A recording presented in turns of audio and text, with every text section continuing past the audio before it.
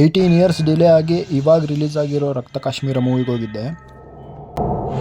Movie start ಆಗಿದ್ದೆ gun ಸೌಂಡಿಂದ. Title card ಅಂತೂ ಸಾಕತ್ತು. ಈ ಮೂವಿಲೇ ಮೂವಿ ಹೀರೋ ಕ್ಯಾರೆಕ್ಟ್ರಲ್ಲಿರೋ ಉಪ್ಪಿ ಎಂಟ್ರಿ. ಯಂಗ್ ಉಪ್ಪಿನ ನೋಡೋದೇ ಒಂಥರ ಮಜಾ.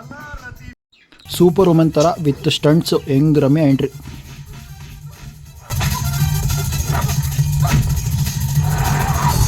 ಹೀರೋಯಿನ್ ರಮ್ಯಾ ಅಂತೂ ಕಣ್ಣು ಮುಚ್ಚಿದ್ರೆ ಒಂದು ಸಾಂಗು, ಕಣ್ಣು ಮುಚ್ಚಿದ್ರೆ ಒಂದು ಇಮ್ಯಾಜಿನೇಷನ್ ಸೀನು. ಆಗಲೇ ಹೇಳಿದ್ನಲ್ಲ, ಕಣ್ಣು ಮುಚ್ಚಿದ್ರೆ ಸಾಂಗು.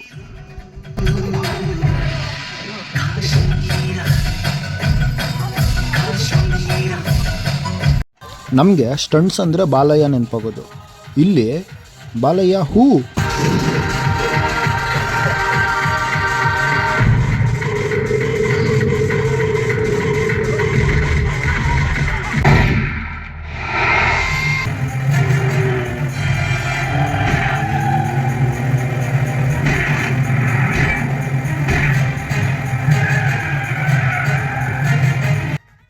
ಇದು best part of the movie.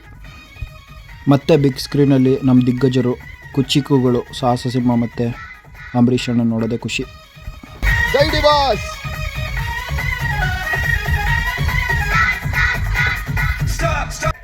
Appu and Shivanna jugalbandi.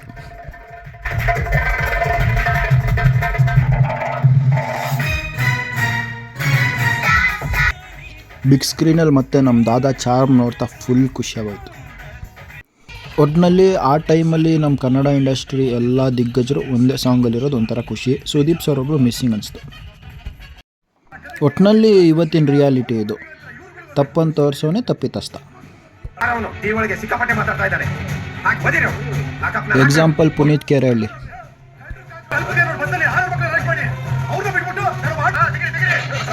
Uppi ಸ್ಟೈಲಲ್ಲಿ ಏನ್ರಿ ಮೀಡಿಯಾ.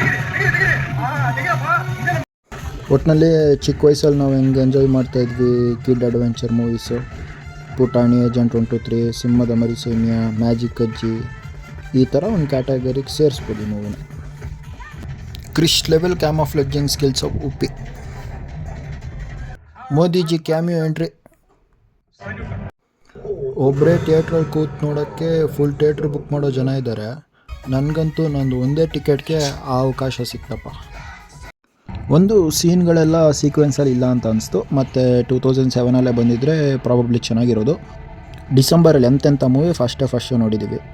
ಅದಕ್ಕಿಂತ ಎಂಜಾಯ್ ಮಾಡಿ ಇದನ್ನು ನೋಡಿದೆ.